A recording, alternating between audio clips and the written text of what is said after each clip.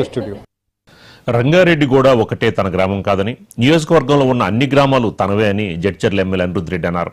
రంగారెడ్డిగూడలో బీఆర్ఎస్కి కేవలం 13 ఓట్లు మాత్రమే వచ్చాయన్నారు. తనను ఓడించడానికి బీజేపీ బీఆర్ఎస్ ఒకటయ్యాయన్నారు. 13 ఓట్లు వచ్చిన బీఆర్ఎస్కు ఏ మొహం లేదన్నారు. రాజాపూర్లో ఇండిపెండెంట్ అభ్యర్థి గెలిచాడన్నారు. మొదటి విడతలో 82 గ్రామ పంచాయతీల్లో అత్యధిక సర్పంచ్ స్థానాలు గెలిచామన్నారు. ప్రజాస్వామ్యంలో గెలుపోవటములు సహజము అంటున్న జడ్చర్ల ఎమ్మెల్యే అనిరుద్ రెడ్డితో మా మహబూబ్ నగర్ ప్రతినిధి గురుప్రసాద్ ఫేస్ టు ఫేస్. ప్రస్తుతం మనతో జడ్చర్ల శాసనసభ్యులు అనిరుద్ రెడ్డి గారిని అడిగి తెలుసుకుందాం. నిన్న ఓటమి ఎలా చూస్తారు? సొంత గ్రామంలో మీరు ఓడిపోయారు, రాష్ట్ర వ్యాప్తంగా కూడా హాట్ టాపిక్గా మారింది. ఈ ఓటమి మీరు ఏ విధంగా చూస్తారు? మీరు ఓటమని అంటున్నా, నేను ఓటమని అంటలేను. ఎందుకంటే గతంలో కూడా లక్ష్మారెడ్డి గారు మినిస్టర్ ఉన్నప్పుడు జడ్చర్లలో ముక్క వెంకటేష్ అయినా కాంగ్రెస్ పార్టీ అభ్యర్థి సర్పంచ్గా గెలిచాడు. మన నెక్స్ట్ జనరల్ ఎలక్షన్స్ ఏమైంది? లక్ష్మారెడ్డి గారు 40,000 పైన మెజారిటీతో గెలిచాడు. దాని తర్వాత మళ్ళీ ఆయన సొంత గ్రామంలో కూడా ఆయన సర్పంచ్ ఓడిపోయాడు. సో ఇవన్నీ సర్పంచ్ ఎలక్షన్స్కి మా ఎలక్షన్స్కి అంటే దీనికి దానికి లింక్ ఏమి ఉండదు.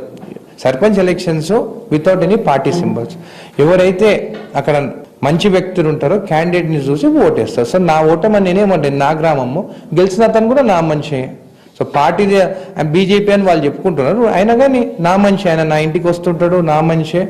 ఆయన వాళ్ళ భార్య ఎవరైతే గెలిచిందో కూడా ఆమె కూడా మంచి గెలిచిండు, అభివృద్ధి చేస్తాం కలిసి. దాంట్లో ఏముంది? గ్రామంలో అభివృద్ధి జరగలేదు, ఈ కారణంతోనే కాంగ్రెస్ బలపరిచిన అభ్యర్థి ఓడిపోయారని చెప్పేసి చెప్తున్నారు. నేను ఎలా చూస్తాను? రంగారెడ్డిగూడెంలో 33 kV సబ్స్టేషన్ శాంక్షన్ చేయించిన 3.5 కోట్లు. CC roads SC sub plan లో 90 లక్షల రూపాయలతో సీసీ రోడ్ తీసుకొచ్చిన. అంగన్వాడీ బిల్డింగ్ 25 లక్షలతో కట్టించిన. మొత్తము లైట్స్ కానీ మళ్ళీ స్కూల్లో డైనింగ్ ఏరియా కానీ అన్నీ చేయించినాను. మళ్ళీ దాదాపు ఇన్ని కోట్లతో అభివృద్ధి చేయించినప్పుడు మనకి దానికి దీనికి లింక్ ఏముంటుంది? రేపు నా ఎలక్షన్స్ వచ్చినప్పుడు ఎమ్మెల్యే గారు ఏమేమి తెచ్చింది అనేది అప్పుడు చెక్ చేస్తారు, కానీ సర్పంచ్ ఎలక్షన్స్ దానికి కంపారిజన్ చేసుకోరు. అట్లంటే కుచర్కల్ ఉన్నది, అక్కడ కుచర్కల్లో 1,30,00,000 రూపాయల దానికి రోడ్స్ ఇచ్చాను, అక్కడ ఓడిపోయినారు. ఇదిగానిపల్లి అక్కడ ఏటీసీ సెంటర్ తీసుకొచ్చినాము, అక్కడ 1,50,00,000 దానికి రోడ్లు ఇచ్చినాము, స్కూల్ బిల్డింగ్స్ కి కట్టించినాము, అక్కడ కూడా ఓడిపోయినారు. సో మన అభివృద్ధికి దీనికి సంబంధం లేదు ఈ ఎలక్షన్స్. సొంత గ్రామంలో సొంత మండలం మీద రాజాపూర్ ఉంది కదా, రాజాపూర్లో కేవలం 4 సీట్లకే కాంగ్రెస్ పరిమితమైన పరిస్థితి, అత్యధిక స్థానాలను బీఆర్ఎస్ పార్టీ గెలుచుకుంది. ఎలా చూస్తారు? అసలు వాళ్ళ క్యాండిడేట్ నిలబడతాయి కదా బీఆర్ఎస్ వాళ్ళు. రాజాపూర్లో నిలబడ్డారా? వాళ్ళు ఎవరైతే వాళ్ళు నిలబడ్డారో ఆ క్యాండిడేట్ పోయి సపోర్ట్ చేసుకుంటా వాళ్ళు గెలిచిన తర్వాత మా క్యాండిడేట్ ఉన్నారు. రాజాపూర్లో అయితే అసలు క్యాండిడేటే లేదు హెడ్ క్వార్టర్స్ లా.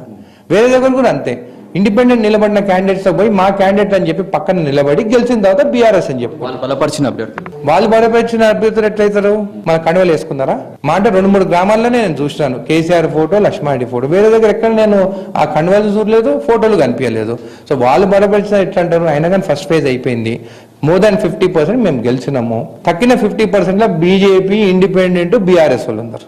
ఎమ్మెల్యే గ్రామంలో సర్పంచ్ అభ్యర్థి, కాంగ్రెస్ బలపరిచిన అభ్యర్థి ఓడిపోవడంతో ఈ ఇంపాక్ట్ ఖచ్చితంగా సెకండ్ ఫేజ్, థర్డ్ ఫేజ్ పై ప్రభావం చూపే అవకాశం ఉందా? దీనికి ఏం సంబంధం ఉండదు. సెకండ్ ఫేజ్, థర్డ్ ఫేజ్ ఇంకెక్కువ గెలుచుకుంటాం. మొత్తానికైతే ఎట్టి పరిస్థితుల్లో మాత్రం ఇది బీజేపీకి ఒక సెంటిమెంట్ ఉందాక ఆ కారణంతోనే రంగారెడ్డిగూడెంలో అభ్యర్థి గెలవడం జరిగింది. కాకపోతే రాబోయే సెకండ్ ఫేజ్ కావచ్చు, థర్డ్ ఫేజ్ లో ఖచ్చితంగా కాంగ్రెస్ పార్టీ అత్యధిక బలపరిచిన అభ్యర్థులను కూడా అత్యధిక స్థానాల్లో గెలుస్తారని చెప్పేసి జడ్చర్ల ఎమ్మెల్యే అనిరుద్ రెడ్డి ధీమా వ్యక్తం చేస్తున్న పరిస్థితి. కెమెరా రాజేశ్వర్, గురుప్రసాద్, మహా న్యూస్, జడ్చర్ల నుంచి.